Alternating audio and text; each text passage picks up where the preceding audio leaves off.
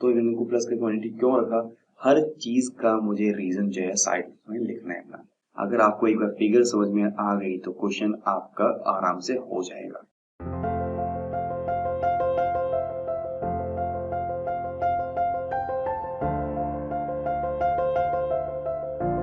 So hello friends, मैं दीपक वकील आप सभी लोगों का बहुत बहुत स्वागत करता हूं अपने इस यूट्यूब चैनल में जिसका नाम है यूस्कोर क्लासेस। और आज की इस क्लास में हम डिस्कस करने वाले हैं आपके क्लास 9th के चैप्टर 6 को, which is lines and angles. Okay, अगर बात करूं क्लास 9th के स्टूडेंट्स की तो मोस्ट ऑफ द स्टूडेंट्स को ये चैप्टर काफ़ी टफ लगता है, ठीक है। लेकिन आज की इस वीडियो में मेरी कोशिश यही रहेगी कि मैं आपके लिए इस चैप्टर को थोड़ा ईजी बना दूँ। लेकिन उसके लिए मुझे आपकी थोड़ी हेल्प चाहिए होगी कि आपको ये वीडियो पूरी एंड तक देखनी है और एक एक कंसेप्ट को अच्छे से समझना है। ओके, और ट्रस्ट मी, जब ये वीडियो आप एंड तक देखोगे तो आपको इस चैप्टर को करने में, इस एक्सरसाइज को करने में कोई डिफिकल्टी नहीं होने वाली। तो चलें वीडियो को स्टार्ट करते हैं। तो सबसे पहले हम डिस्कस करने वाले हैं कुछ बेसिक एंगल्स को। तो यहाँ जैसे आप देख पा रहे हैं कि यहाँ पे कुछ बेसिक एंगल्स गिवन है, तो एक एक करके इन एंगल्स को हम डिस्कस करना शुरू करते हैं। सबसे पहले बात करते हैं हम एक्यूट एंगल्स की। अगर मैं एक्यूट एंगल्स की बात करूं तो एक्यूट एंगल्स मेरे वो एंगल होते हैं जो 0 डिग्री से बड़े होते हैं और 90 डिग्री से कम होते हैं, ठीक है। और कैसे बनाए जाते हैं एंगल्स को, देखो अगर मैं इस एंगल की बात करूं और मेरे को ये एंगल मेरा x है, तो ये जो एंगल है मेरा x, ये x मेरा एक्यूट एंगल कब कहलाएगा, जब ये x जो है इसका मेजर अगर 0 डिग्री से लेकर 90 डिग्री के बीच का हो, ठीक है। तो उस केस में हम क्या कहेंगे इसको, acute angle. Then second one is right angle. अगर मैं राइट एंगल्स की बात कर रहा हूँ तो राइट एंगल मेरे वो एंगल्स होते हैं जो एग्जैक्टली 90 डिग्री के होते हैं, ठीक है। तो y कितना आया, 90 का, मतलब y जो है कितना होना चाहिए मेरा, 90 होना चाहिए। और मैं क्लियरली देख पा रहा हूँ यहाँ पे ये जो लाइन है मेरी, ये लाइन और ये लाइन एक दूसरे को क्या है, परपेंडिकुलर है। तो कभी भी अगर कोई दो लाइंस एक दूसरे को परपेंडिकुलर हो तो हमेशा एक राइट एंगल ड्रॉ करती हैं। और किसी भी एक राइट एंगल को हम यहाँ पर एक बॉक्स बनाकर या स्क्वायर बनाकर रिप्रेजेंट कर देते हैं। Okay, then next one is obtuse angle. अगर मैं ऑब्ट्यूज एंगल की बात करूं तो ऑब्ट्यूज एंगल मेरे वो एंगल्स हैं जो 90 डिग्री से तो बड़े होते हैं लेकिन 180 डिग्री से छोटे होते हैं, ठीक है। तो यहाँ ये जो मेरा एंगल है z, ये z कैसा है, मेरा ऑब्ट्यूज एंगल है क्योंकि 90 से बड़ा है और 180 से छोटा है। Then next one is straight angle. अगर हम बात करूं स्ट्रेट एंगल्स की तो स्ट्रेट एंगल ऐसे एंगल होते हैं जो एग्जैक्टली 180 डिग्रीज के होते हैं, ठीक है। अगर मैं इस लाइन की बात करूं तो इस लाइन में ये जो मेरा डॉट था, ये डॉट रिप्रेजेंट कर रहे हैं वर्टेक्स को, ठीक है। और वर्टेक्स कोई भी एक ऐसा पॉइंट होता है जहां पर दो लाइन से दो रेज आकर मिलती हैं, कंबाइन करती हैं, ठीक है। और यहाँ पर इस वर्टेक्स के अकॉर्डिंग मैं एंगल नापता हूँ तो ये एंगल मेरा एक्जैक्टली कितना होना चाहिए, 180 डिग्रीज का होना चाहिए। अगर ये एंगल 180 डिग्रीज का है, इट मीन्स ये एंगल क्या कहलाएगा, मेरा स्ट्रेट एंगल कहलाएगा। Last one is reflex angle. तो रिफ्लेक्स एंगल जो है थोड़ा इंपॉर्टेंट रहेगा यहाँ, जो हम आगे यूज करने वाले हैं। मतलब यूज तो बेसिकली सारे एंगल्स होंगे लेकिन रिफ्लेक्स एंगल थोड़ा मेन होगा, जो हमने अब तक पढ़ा भी नहीं है और हमारे लिए कुछ नया एंगल होगा। अगर मैं रिफ्लेक्स एंगल्स की बात करूं तो रिफ्लेक्स एंगल वो एंगल होंगे जो 180 डिग्री से ज्यादा होते हैं लेकिन 360 डिग्री से छोटे होते हैं, ठीक है। और इनको हमेशा किसी भी एंगल के बाहर से नापा जाता है। जैसे मान लो ये मेरा एंगल था यहाँ से यहाँ तक, ठीक है। तो मेरे को ये एंगल मेरा x था, तो मुझे अगर इसका x का रिफ्लेक्स निकालना तो मुझे इसको बाहर से मेजर करना है। और यहाँ रिफ्लेक्स निकालने के लिए हमारे पास एक फॉर्मूला भी होता है, और फॉर्मूला क्या होता है, किसी का भी रिफ्लेक्स निकालना तो 360 माइनस एक्स या थीटा। अगर यहाँ एक्स है तो एक्स करना है, वाई तो वाई करना है, जेड तो जेड। और अगर मैं लेट कर लूँ, लेट अगर मेरे पास एक्स जो है वो 60 डिग्री है, तो अब अगर मैं इसका रिफ्लेक्स फाइंड करता हूँ, रिफ्लेक्स क्या आएगा मेरा, 360 माइनस में 60 यानी कि कितना, 300 डिग्रीज। तो इसका रिफ्लेक्स एंगल जो है कितना हो जाएगा, 300 डिग्रीज हो जाएगा। ओके, तो इस तरह से हम किसी भी एंगल का रिफ्लेक्स एंगल फाइंड कर सकते हैं। तो ये तो कुछ बेसिक एंगल्स हो गए, इसके अलावा हम कुछ और एंगल डिस्कस करते हैं अभी। तो अगर मैं बात करूं एडजेसेंट एंगल्स की, तो एडजेसेंट एंगल्स वो एंगल्स होते हैं जो सेम वर्टेक्स पर ड्रॉ होते हैं। लाइक देखो, अगर मैं बात कर रहा हूं यहाँ पर एंगल ए बी और डी की और एंगल डी बी सी की, तो ये दोनों ही एंगल जो है वर्टेक्स बी पर आके बन रहे हैं, ठीक है। तो कोई भी ऐसे एंगल जिनका वर्टेक्स सेम होता हो, वो एंगल्स क्या कहलाएंगे, हमारे एडजेसेंट एंगल्स कहलाएंगे। ओके, देन बात करते हैं लीनियर पेयर ऑफ एंगल्स की। तो लीनियर पेयर मतलब यहाँ पे एक वर्ड यूज पेयर, मतलब यहाँ पे कुछ हम एक पेयर ऑफ एंगल यूज करने वाले, मतलब हम कोई भी ऐसे दो एंगल्स यूज करने वाले हैं जिनका सम जो है कितना आता हो 180 डिग्री आता हो। ठीक है, सम ऑफ टू एंगल्स अगर मैं करूँ कितना चाहिए मेरा सम 180 डिग्री आना चाहिए। 180 डिग्री आता मतलब वहां पर हमेशा एक लाइन ड्रॉ हो जाएगी, और ऐसे एंगल जो एक लाइन ड्रॉ कर दें पूरी, वो एंगल्स क्या कहलाएंगे हमारे लीनियर पेयर ऑफ एंगल्स कहलाएंगे। ठीक है, तो यहाँ पर एंगल सी बी डी और एंगल ए बी डी ये क्या है मेरे दोनों लीनियर पेयर ऑफ एंगल्स हैं जो वर्टेक्स पी पर ड्रॉ हो रहे हैं। ओके, तो ये थे कुछ और बेसिक एंगल्स। एंड इसके बाद हम एक थ्योरम पढ़ लेते हैं सबसे पहले। लाइक देखो थ्योरम क्या है हमारे पास कि if two lines intersect each other then the vertically opposite angles are equal. इसमें मतलब अगर कभी भी दो लाइन एक दूसरे को इंटरसेक्ट करती हैं, लाइक यहाँ पर ए बी जो है वो सी डी को इंटरसेक्ट कर रही है एट पॉइंट ओ। ठीक है, तो ए बी और सी डी कहाँ इंटरसेक्ट कर रही है, ओ के ऊपर। तो कहता है कि अगर ऐसा कुछ होता है तो जो वर्टिकली अपोजिट एंगल्स हैं, लाइक मैं कुछ एंगल्स को नाम दे रहा हूँ, ये एंगल 1 मान लेता हूँ, ये 2, ये एंगल 3 और ये वाला एंगल 4 मान लेते हैं। ठीक है, तो यहाँ पर देखा जाए तो एंगल 1 जो होगा मेरा वो एंगल 3 के बराबर रहेगा, मतलब ये वाला एंगल और ये वाला एंगल दोनों कैसे रहेंगे एकदम इक्वल, और एंगल 2 जो है वो बराबर रहेगा एंगल 4 के।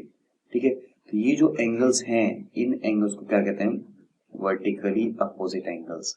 ठीक है, जो एक दूसरे के बिल्कुल सामने होते हैं, और ये कब बनते हैं जब कभी भी दो लाइन एक दूसरे को इंटरसेक्ट करती हैं। तो ये तो हो गया हमारे पास वर्टिकली अपोजिट एंगल्स को लेके एक थ्योरम।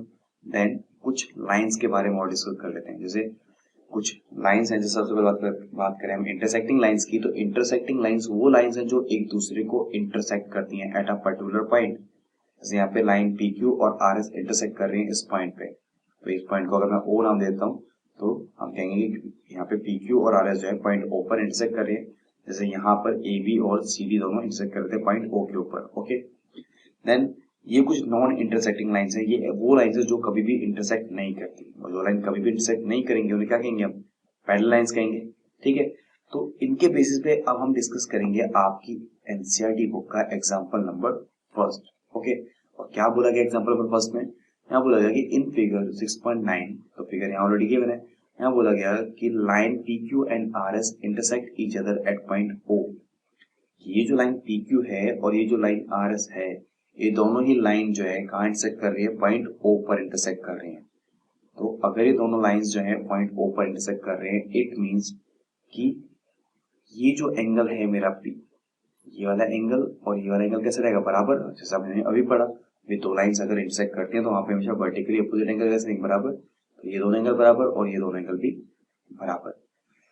अब गिवन क्या है वो देखते हैं प्योर। इसमें बोला कि इफ पी ओ आर और angle R O Q are in ratio 5:7, अगर इन दोनों एंगल्स का रेशियो जो है 5:7 गिवन है, तो हमें कहा गया कि फाइंड ऑल द एंगल्स। ठीक है, आपने मुझे सारे एंगल फाइंड करने, तो अगर मुझे सारे एंगल्स फाइंड करने तो हम क्या करेंगे यहाँ देखो, हमें क्या करना है, सबसे पहले मैंने यहाँ पे लिया कि एंगल पी ओ आर और एंगल आर ओ क्यू अगर मैं दोनों को प्लस करता हूँ तो इनका सम कितना आना चाहिए 180 आना चाहिए। और कहाँ पे एंगल्स, तो पी ओ आर मेरा ये वाला एंगल है और आर ओ क्यू मेरा ये वाला एंगल है। तो ये दोनों जो एंगल्स हैं वो मेरे इस वाली लाइन के ऊपर बन रहे हैं, तो मैं क्या बोल सकता हूँ लीनियर पे बोल सकता हूँ, क्योंकि लाइन जो है वो बना रहे हैं पूरा। तो इसको मैं मान लेता हूँ ब्राइटली इक्वेशन नंबर फर्स्ट। ठीक है, अब मेरे पास गिवन में क्या था, हमें गिवन था कि एंगल पी ओ आर का अगर मैं रेशियो निकालता हूँ with angle R O Q, तो ये रेशियो मेरे पास कितना आना चाहिए 5:7 आना चाहिए। और अगर कभी भी मेरे पास दो एंगल्स का रेशियो गिवन है, ठीक है, और मुझे पता है भी अगर मैं दोनों एंगल को प्लस करता हूँ तो प्लस कर कितना आना चाहिए था 180 आना चाहिए। टोटल टर्म्स, टोटल जो मेजर है वो मेरे को गिवन है यहाँ। तो अगर मैं angle P O R find करता हूँ यहाँ से, कैसे करना है कि जो पी ओ आर का रेशियो है, तो पी ओ आर का रेशियो कितना है 5, पी ओ आर का रेशियो रखेंगे ऊपर एंड सम ऑफ रेशियो रखेंगे नीचे, यानी 5+7 नीचे आ जाएगा। 5+7 कितना होगा 12, और इनटू में मेरे को मल्टीप्लाई कर देना है इसको इसके टोटल मेजर से। टोटल मेजर कितना था 180 डिग्रीज, तो यहाँ लिख दे 180 डिग्रीज। तो अगर मैं इसको सॉल्व करता हूँ तो सॉल्व करके कितना है 75 डिग्रीज। तो यहाँ से मेरे पास एंगल पी ओ आर जो है कितना आ गया 75 डिग्रीज आ गया। एंड सिमिलरली हम बात करेंगे एंगल आर ओ क्यू की, तो इस बार आर ओ क्यू का जो एंगल मेजर है वो हम रखेंगे ऊपर, यानी कि सॉरी जो रेशियो वाला है, रेशियो कितना 7, तो यहाँ पे हमने 7 रखा, सम ऑफ रेशियो नीचे एंड इनटू में टोटल, तो टोटल कितना 180। तो ये सब सोल्व कर रहे थे, कितना रहा 105, तो एंगल आर ओ क्यू मेरा कितना आ गया 105 आ गया। अब मेरे पास दोनों एंगल आ गए, मेरे पास अब दो एंगल और निकालने हैं। अगर देखो एंगल पी ओ आर अगर 75 डिग्रीज का है तो एंगल एस ओ क्यू जो है कितना आएगा, ये भी 75 डिग्रीज का ही आएगा। क्यों? क्योंकि जितना एंगल यहाँ बनेगा उतना ही एंगल यहाँ भी बनेगा। Reason vertically opposite angle. तो हमने क्या लिखा है यहाँ पे, एंगल पी ओ एस जो है वो बराबर है एंगल आर ओ क्यू के, यानी कि 105।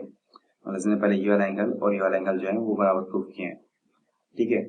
और यहाँ पे रीजन क्या रहेगा, वर्टिकली अपोजिट एंगल रहेगा, और यहाँ पर भी एंगल वर्टिकली अपोजिट रहेगा। तो दोनों में रीजन क्या दिया, वर्टिकल अपोजिट एंगल दिया। तो जो भी चीजें मैं यहाँ लिख रहा हूँ, ठीक है, लाइक मैंने इस एंगल को इस एंगल के इक्वल रखा है, तो मैं इसको इक्वल क्यों बोल रहा हूँ, या फिर मैंने यहाँ पे क्या किया, मैं ये एंगल प्लस करके 180 लिख दिया, तो इनको को प्लस करके 180 क्यों रखा, हर चीज का मुझे रीजन जो है साइड में लिखना है अपना। लाइक हमने लीनियर पेयर ऑफ एंगल लिखा है, यहाँ हमने वर्टिकली अपोजिट एंगल्स लिखे। ओके, तो चलो अब एक्सरसाइज स्टार्ट करते हैं। तो देखते हैं पहला क्वेश्चन क्या है। तो एक्सरसाइज 6.1 का जो पहला क्वेश्चन है उसमें क्या लिखा है कि in figure 6.13 lines AB and CD intersect at O। अगर फिगर 6.13 की बात करूं तो यहाँ पर AB और CD इंटरसेक्ट कर रहे हैं O के ऊपर। तो देखो ये मेरा पॉइंट O हो गया, ये हो गया लाइन AB और ये हो गया लाइन CD।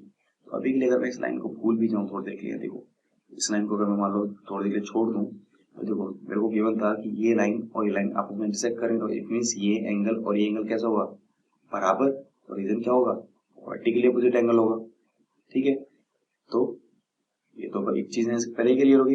अब एक बार क्वेश्चन को दोबारा पढ़ते हैं पूरा। क्वेश्चन में रहेगा if angle AOC and angle BOE is 70 degree. तो देखो जो चीज मेरे को गिवन है वो मैं पहले ही गिवन में लिख लेता हूँ।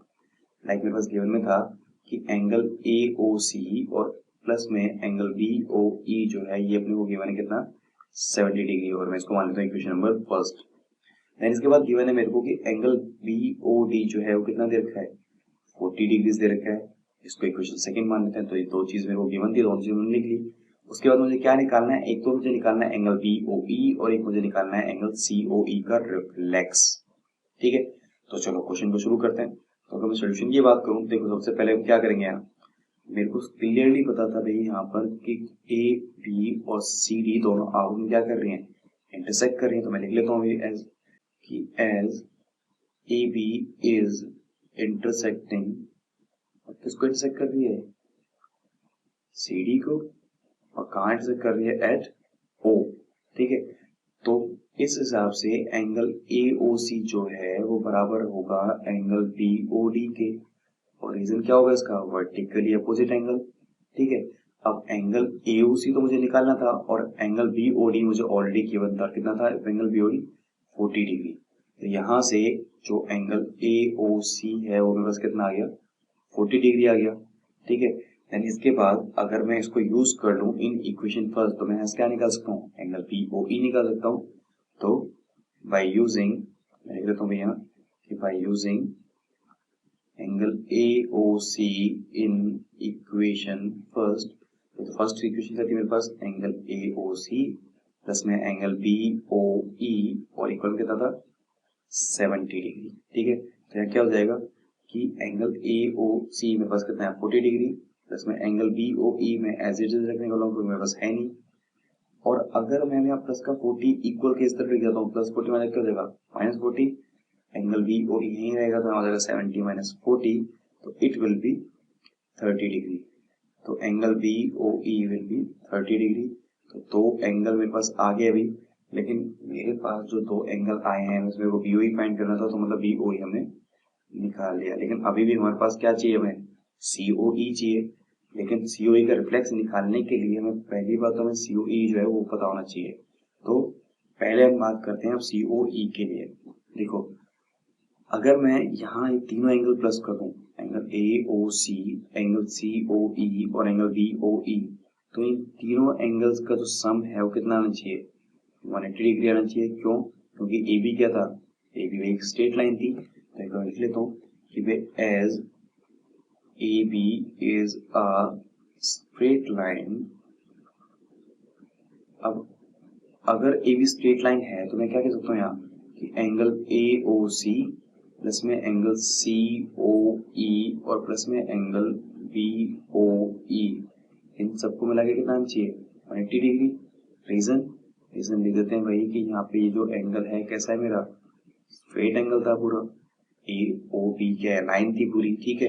अब एंगल ए ओ सी की बात करें कितना था 40 डिग्री, एंगल सी ओ ई हमारे पास था नहीं, और एंगल बी ओ ई की बात करें कितना होगा 30 डिग्री, और इक्वल में मेरे पास था 180 डिग्री। तो 40 प्लस 30 अगर प्लस करता हूँ कितना गया 70 डिग्री, और प्लस में angle C O E equal to 180 degree, और अगर मैं 70 वहां भेजता हूँ तो एंगल सी ओ ई जो है कितना आ जाएगा 180 और माइनस में 70 degree, it will be 110 degree. तो एंगल सी ओ ई कितना आ गया मेरे पास 110 डिग्रीज आ गया। अब इसके बाद क्या निकालना है मुझे निकालना था reflex of angle C O ई। तो रिफ्लेक्स निकालने के लिए क्या करेंगे हम, रिफ्लेक्स निकालने के लिए हम 360 में से माइनस करेंगे एंगल सी ओ ई को। ओके, तो 360 का 360 और एंगल सी ओ ई कितना था 110, और एक माइनस करें कितना आएगा 250 डिग्रीज। तो रिफ्लेक्स कितना आएगा मेरे पास 250 डिग्रीज आ गया। ओके, तो मुझे यहाँ दो चीजें निकालनी थी। पहली चीज तो मुझे चाहिए थी यहाँ पे एंगल बी ओ ई का मेजरमेंट, देन मुझे चाहिए था reflex of angle C O E which is 250 degrees. तो ये हो गया आपका क्वेश्चन नंबर फर्स्ट। तो होपफुली क्वेश्चन आपको आराम से समझ में आ गया होगा। तो क्वेश्चन में सबसे पहली बात तो आपको फिगर अच्छी तरह देखनी है, फिगर को अच्छे से समझना है। अगर आपको एक बार फिगर समझ में आ गई तो क्वेश्चन आपका आराम से हो जाएगा। तो बात करें क्वेश्चन में सेकंड की, तो क्वेश्चन में सेकंड में क्या गिवन है कि in figure 6.14 lines X Y and M N intersect at O. अगर फिगर को ध्यान से देखूं तो यहाँ पर ये लाइन मेरे पास क्या है एक्स वाई, और ये लाइन क्या है एम एन, और ये दोनों लाइन जो है इंटरसेक्ट कर रही है पॉइंट ओ के ऊपर। ओके, और इसके बाद बोला गया कि if angle P O Y is 90 degree, तो एंगल पी ओ वाई का है, तो एंगल पी ओ वाई ये वाला है, और ये एंगल मेरे को कितना दे रखा है 90 डिग्री गिवन ऑलरेडी, ठीक है। देन इसके बाद फिर बोला गया कि ए एंड बी का जो रेशियो है वो कितना दे रखा है 2:3, ठीक है। तो ए कहाँ है ये, और बी कौन है ये वाला, और दोनों का रेशियो कितना दे रखा है 2:3, एंड बोला गया कि सी फाइंड करो, ठीक है। तो देखो सबसे पहली बात मेरे को जो गिवन है वो क्या था, गिवन में बस मेरे पास एक ये था कि एंगल पी ओ वाई जो है वो कितना है 90 डिग्री है, ठीक है। तो पहले पी वाई एंगल 90 डिग्री लिख लिया। सेकंड थिंग मेरे पास गिवन थी कि ए रेशो बी जो है वो गिवन था 2:3, ठीक है। और कभी भी अगर कुछ रेशियो दे रखा हो तो हम क्या करते हैं पहले हमको एक कॉमन रेशियो लेट कर लेते हैं। तो मैं लेट कर रहा हूँ, let the common ratio is x. मैंने एक्स को भी एक कॉमन रेशियो मान लिया। तो अगर एक्स कोई कॉमन रेशियो है तो ए किसके बराबर था 2 के बराबर था, तो क्या लिखेंगे मेरे को 2x, और b मेरा 3 के इक्वल था तो इसको क्या लिखेंगे 3x, ठीक है। इसको मैं इक्वेशन फर्स्ट नाम दे देता हूँ फिलहाल के लिए। ओके, तो अब इसके बाद अब मुझे क्या करना है, अगर मैं देखो मैं क्लियर लिखूँ यहाँ पे एक्स ओ वाई क्या एक लाइन है, तो यहाँ पे लिख लेते हैं भाई कि as X O Y is a line. अगर लाइन है तो इस लाइन पे जो तीनों एंगल बन रहे हैं कौन से एंगल्स, एक तो X O M, M O P और पी ओ वाई, इन सारे एंगल का सम कितना आना चाहिए 180 डिग्री आना चाहिए, क्योंकि लाइन है तो स्ट्रेट एंगल बनेगा। तो मैं लिख लेता हूँ कि angle X O M plus में एंगल एम ओ पी और प्लस में एंगल पी ओ वाई, इन सब का सम कितना आना चाहिए 180 डिग्री आना चाहिए। रीजन स्ट्रेट एंगल है भाई, ठीक है। अब देखो अगर मैं एंगल एक्स ओ एम की बात करूं तो ये क्या था बी था, और बी को मैंने क्या माना हुआ है 3x। देन बात करें एंगल एम ओ पी की, तो एम ओ पी एंगल क्या था ए एंगल, और एंगल ए को मैंने क्या माना हुआ है, इसको माना हुआ है मैं 2x। Okay, then angle P O Y जो है वो मेरा कितना था 90 डिग्रीज था, और इक्वल में यहाँ पर 180 डिग्री। तो अगर मैं प्लस का 90 वहां लेके जाता हूँ तो देखो 180 यहीं पे एज इट इज था, 90 प्लस का जरा क्या हो जाएगा माइनस का, तो इट विल बी 90 पे 180 में 90 का तो 90 बचा, और यहाँ 2x प्लस 3x अगर मैं इनको ऐड करता हूँ कितना हो जाएगा 5x, और अगर मैं x को इनको 5 को वहां भेज दूँ कितना हो जाएगा 90 अपॉन में 5, ठीक है। तो 90 से 5 गया मेरा 18 पे, तो x विल बी 18 डिग्रीज। तो मेरे पास x की एक वैल्यू आ गई। अगर x की एक वैल्यू है तो मैं यहाँ से a और b की वैल्यू फाइंड कर सकता हूँ। सो a जो है वो मेरा कितना था, a था मेरा 2x। तो अगर मुझे a की वैल्यू चाहिए तो मुझे क्या करना है, 2 को मल्टीप्लाई करना है x की वैल्यू से, और x की वैल्यू कितनी है 18। तो 18 2 ज़ा 36। देन b के लिए मुझे क्या करना है, 3x फाइंड करना था, यानी कि 3 इंटू में 18 करना है मेरा। तो कितना हो जाएगा, अगर मैं 3 इंटू में 18 करता हूँ तो 18 आती है 54, it will be 54 degrees and it is 36 degrees, ठीक है। देन इसके बाद अब हमें क्या फाइंड करना था, अभी हमें यहाँ c फाइंड करना है। तो c यहाँ पर है, देखो अब सेम यहाँ अगर मैं बात करूँ यहाँ पे MON की, तो MON क्या है यहाँ, ये MON पूरी एक स्ट्रेट लाइन है। तो इस पे देखो अगर मैं इन दोनों एंगल्स को प्लस कर दूं तो इन दोनों एंगल का सम कितना चाहिए, 180 आना चाहिए। रीजन हम यहाँ देंगे लीनियर पेयर्स, ठीक है। तो मैं यहाँ ले रहा हूँ एंगल MOX और प्लस में एंगल XON, इन दोनों को मिला के सम कितना आना चाहिए मेरा 180 डिग्री आना चाहिए। रीजन वे दोनों क्या है, लीनियर पेयर्स हैं, ओके। तो देखो MOX की बात करें, MOX क्या था B, एंड B हमने अभी फाइंड किया था, B कितना था हमारा 54 डिग्रीज, ठीक है। देन एंगल XON की बात करते हैं, C था और इक्वल में मेरे पास सम कितना था पूरा 180 डिग्री। तो अगर 54 डिग्री से वहां लिखता हूँ तो C विल बी 180 माइनस में 54, और अगर मैं 180 में से 54 माइनस करता हूँ कितना आना चाहिए, तो इट विल बी 126 डिग्रीज। तो C कितना आ गया 126 डिग्रीज आ गया। तो मेरे पास C भी है, A भी है और B भी है, ठीक है। सारे एंगल्स यहाँ फाइंड हो गए। तो होपफुली इस क्वेश्चन आराम से आपको समझ में आ रहे होंगे। पूरा क्वेश्चन डिपेंड करता है फिगर के ऊपर। अगर आपको फिगर अच्छी से समझ में आ रही है तो क्वेश्चन भी आराम से समझ में आ जाएगा, ठीक है। अब बात करते हैं क्वेश्चन नंबर 3 की। देखिए तो क्वेश्चन नंबर 3 की बात करें तो यहाँ हमें एक फिगर गिवन है, और फिगर में क्या दे रखा है, एक फिगर में दिया है कि एंगल PQR जो है वो इक्वल है एंगल PRQ के। तो PQR कौन सा एंगल है, PQR मेरा ये वाला एंगल जो अंदर की तरफ बन रहा है यहाँ पर, ठीक है। और PRQ मेरा ये एंगल जो यहाँ बन रहा है, और दोनों एंगल कैसे हैं, इक्वल है। तो जो चीज गिवन है फिलहाल मैं उसको लिख लेता हूँ अभी। ये गिवन मेरे पास था यहाँ पे कि एंगल PQR जो है वो इक्वल है एंगल PRQ के, ठीक है। और अगर मैं लेट कर लूं कि दोनों ही एंगल जो हैं किसके बराबर है, अगर दोनों इक्वल है तो दोनों मतलब किसी न किसी सेम क्वांटिटी के बराबर तो होंगे। तो मैं इनको मान लेता हूँ फिलहाल x के बराबर, और मैं इसको बोलता हूँ क्वेश्चन नंबर फर्स्ट। मतलब ये एंगल जो है मैंने इसको भी x सेलेक्ट कर लिया और ये एंगल को मैंने x सेलेक्ट कर लिया, क्योंकि अगर ये x है तो वो भी x आएगा, तो दोनों एंगल इक्वल थे। फिर उसके बाद हमें क्या प्रूव करना है, we have to prove that the angle PQS, यानी कि एंगल PQX जो है एक्सटर्नल एंगल है यहाँ पे, और एंगल PRT जो इस तरफ का एक्सटर्नल एंगल है, दोनों एंगल कैसे होने चाहिए, इक्वल होने चाहिए, ठीक है। तो लिख लेते हैं भाई क्या प्रूव करना है। तो टू प्रूव में हम लिख लेते हैं यहाँ पर कि हमें प्रूव करना है कि एंगल PQS जो है वो इक्वल होना चाहिए एंगल PRT के, ओके। तो देखो सॉल्यूशन शुरू करते हैं, यानी प्रूविंग शुरू करते हैं। देखो भाई अगर मैं यहाँ से ये आधा डायग्राम छोड़ दूं अभी के लिए, ठीक है, तो मुझे क्लियरली दिख रहा है कि यहाँ से यहाँ ये जो है क्या एक सीधी लाइन है, और इस सीधी लाइन पे दो एंगल बन रहे हैं, एक तो एंगल ये वाला और एक एंगल ये वाला, ठीक है। तो ये एंगल क्या है SQP, या फिर PQS बोल सकता हूँ, या फिर इसको बोल सकते हैं PQR। तो मैं लिख सकता हूँ यहाँ पे कि एंगल PQS और प्लस में एंगल PQR, अगर मैं दोनों ऐड करता हूँ कितना आना चाहिए, 180 डिग्री आना चाहिए। रीजन क्या देंगे भैया, क्या है ये लीनियर पेयर्स हैं, ठीक है। अब देखो एंगल PQS तो एंगल PQ से रहने वाला है, और एंगल PQR को हमने क्या लेट किया था स्टार्टिंग में, x लेट किया था, और इक्वल में कितना था 180 डिग्री। और अगर प्लस का x वहां भेजता हूँ तो एंगल PQS जो है किसके बराबर हो गया, 180 माइनस x के बराबर हो गया। तो मैंने यहाँ से एंगल PQS की एक वैल्यू निकाल ली, ठीक है। और क्या है वैल्यू मेरे पास 180 माइनस x, ठीक है। फर्दर अगर मैं इस वाले पार्ट के इधर देखूं तो यहाँ भी देखो ये क्या एक स्ट्रेट लाइन है बिल्कुल। अगर स्ट्रेट लाइन है तो यहाँ से यहाँ तक जो पूरा एंगल है ये भी कितना आना चाहिए मेरा 180 डिग्री का होना चाहिए। और यहाँ से दो एंगल्स है तो मतलब इन दोनों एंगल का सम कर रहा हूँ तो 180 आ रहा है, मतलब क्या लिखेंगे लीनियर पे लिखेंगे इसको भी। तो कौन कौन से दो एंगल्स हैं, एंगल PRQ, देखो एंगल पी आर क्यू और प्लस में दूसरा एंगल कौन सा है पी आर टी, ठीक है, एंगल पी आर टी और इनका सम भी कितना आना चाहिए था 180 आना चाहिए था। रीजन क्या रीजन देंगे, लीनियर पेयर्स हैं ये भी।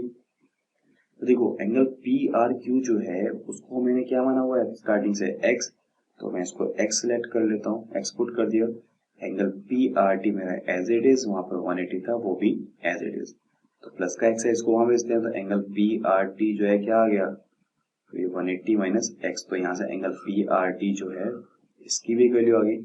अगर मैं मान लो इसको इक्वेशन सेकंड बोल देता हूँ और इसको बोल दूँ इक्वेशन नंबर थर्ड, ठीक है, तो देखो अगर मैं कंपेयर करूँ एंगल पी क्यू एस को और एंगल पी आर टी को, तो पी क्यू एस किसके बराबर है 180 माइनस एक्स और पी आर टी किसके बराबर है 180 माइनस एक्स।